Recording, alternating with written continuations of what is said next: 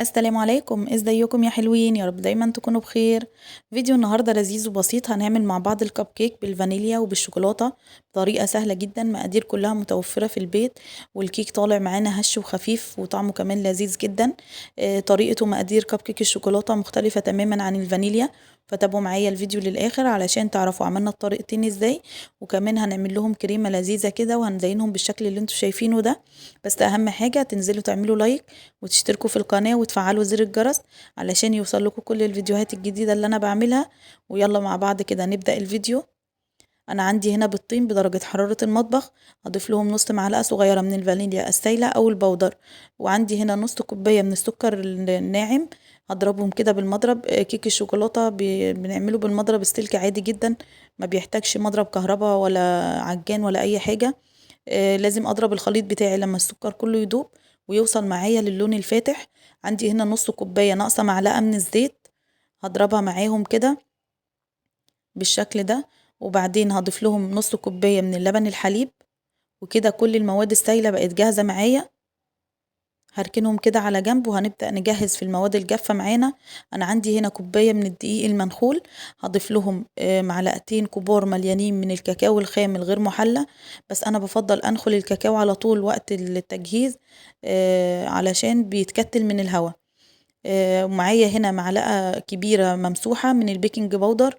هنخل بقى بقية المكونات بتاعتي كده، دي كده المكونات الجافة، مش هضيف لها أي حاجة تانية. بالشكل ده كده هبدأ بقى أضيف كل المكونات بتاعتي على بعض، وده كده خليط الكيك بقى جاهز معايا. طريقته سهلة جدا، أهم حاجة إن احنا نقلبه كويس علشان ما يبقاش فيه أي تكتلات. بالشكل ده كده الكيك ده ممكن نسويه في قالب واحد يطلع معانا كيك شوكولاتة حلو جدا، أو هنعمله كب كيك زي ما هنعمل مع بعض النهاردة. بصوا هتحسوا ان الخليط سايل معايا شوية. الكيكات بتاعة الزيت بتبقى تقلها كده، ما تحاوليش تضيفي دقيق او اي حاجة، هو كده مظبوط جدا المقدار بتاعه. بالشكل ده كده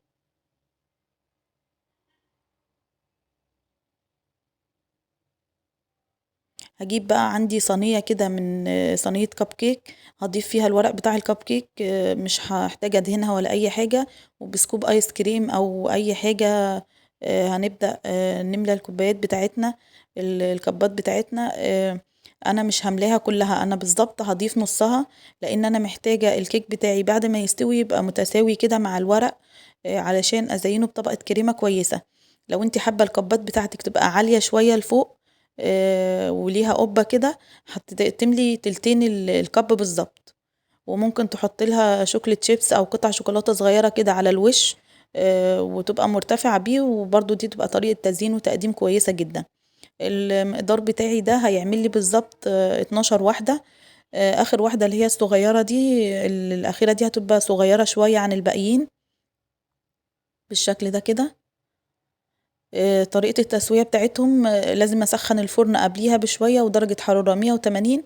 الرف اللي في النص هتاخد معايا بالظبط من 10 دقايق لربع ساعة، يعني ما بتقعدش أكتر من كده، لأن هي كبات صغيرة، فلو طولت في الفرن بتنشف، هي بتستوي على طول. 10 دقايق وأبدأ أشيك عليها. بصوا خفيفة وهشة ازاي. هنحضر مع بعض اللي بالفانيليا. أنا عندي برضو بيضتين بدرجة حرارة المطبخ، هضيف لهم معلقة صغيرة، نص معلقة صغيرة من الفانيليا البودر أو ستايلة. ومعايا هنا كوباية إلا ربع من السكر، برضو السكر بتاعي ناعم، بس أنا هنا هستخدم المضرب الكهرباء. بالشكل ده كده هضيف السكر بتاعي تدريجي وهضربه كويس. أهم حاجة إن أنا أدوب السكر تماما، ما أحسش بيه في المضرب كده، واللون بتاعه يبقى فاتح، وأحس إن الخليط بقى تقيل معايا شوية. هبدأ أضيف له بقى ربع كوباية من الزيت،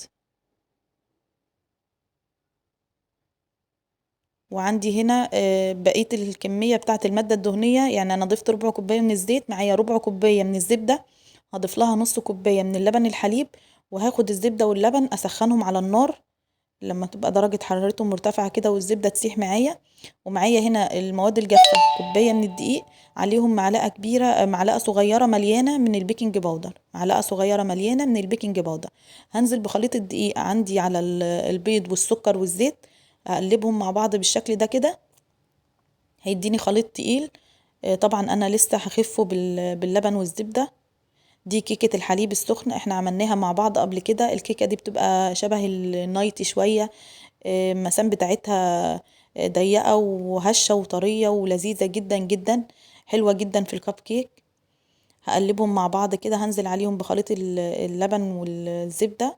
ومتقلقوش خالص، الكيكة دي يعني انا عملتها كتير جدا، طريقتها ناجحة وممتازة.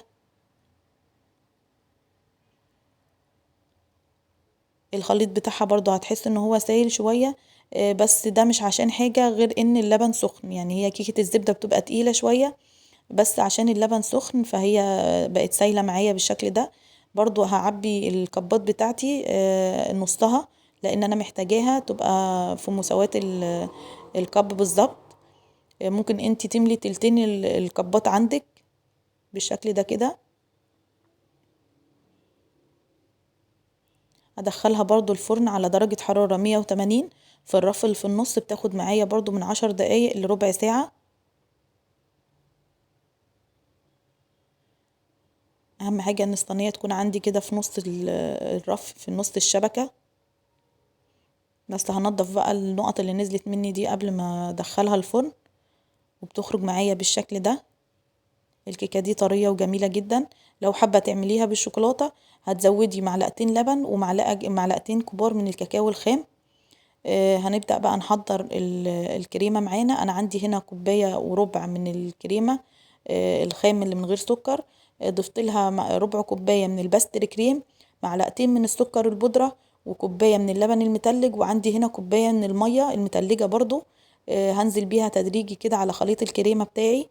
الكريمة اللي بنعمل بيها الروزيتات او بنزين بيها التورتة بتبقى تقيلة شوية عن اللي بنحشي بيها، بتبقى متماسكة شوية. فانا المقدار بتاعي هزود له تقريبا كوبايتين من السوائل، وحسب برضو الكريمة بتاعتك. انا بستخدم ريتش المتحدة، طعمها لذيذ جدا. بصوا التقل ده كويس جدا. الحبة تخفيها كمان شوية مفيش مشكلة. هعمل بيها روزيتات دوران كده على وحدات الكب كيك. ممكن تستخدمي قمع تاني وتعملي وحدات صغيرة جنب بعضها. طريقة التزيين دي حاجة ترجعلك، بس أنا بحب الطريقة الأساسية بتاعة الكب كيك اللي هو الشكل المعتاد ليه. عندي هنا ملبس الشوكولاتة أو سبرينكل.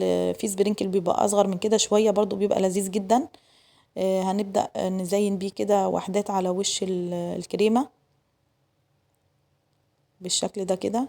بيديني شكل لذيذ وطعمه حلو كمان مع الكريمة. ده مش ملبس، دي شوكولاتة، يعني طعمها من جوه شوكولاتة. كده بقى الكب كيك بتاعنا جاهز.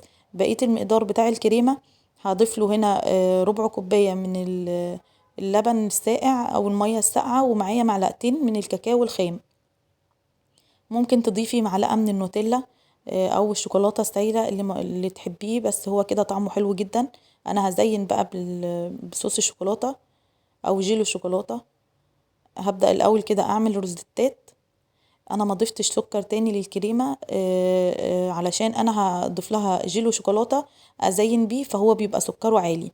لو انت حابه او مش هتحطي صوص فوق، ممكن بس وانت بتعمليها هتضيفي كمان ربع معلقه من السكر مع اللبن والكاكاو، سكر بودره طبعا. وكده بقى الكبات بتاعتي جاهزه. طريقتهم سهله جدا وما اخدوش معايا وقت، وشكلهم كمان لذيذ وطعمهم في منتهى الجمال. يا ريت لو عجبكم الفيديو تشيروه مع اصحابكم، واشوفكم في فيديو جديد باذن الله. مع السلامه.